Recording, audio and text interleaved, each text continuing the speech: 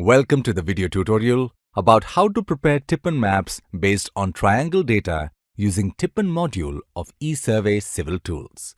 In this tutorial, the commands to prepare Tippan maps based on triangle data are explained. CRTR command to create base triangle.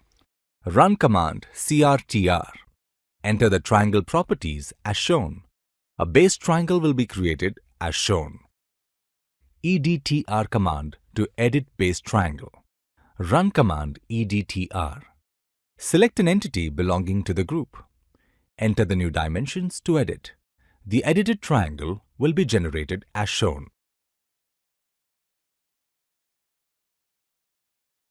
CRST command to create subtriangle. Run command CRST. Select the baseline. Type the distance on the baseline. Type the perpendicular distance. Select the point for the direction. Type the point name. The subtriangle is generated. In this way, you can create Tippan maps when side distances of the triangle are available. Thank you for watching this video.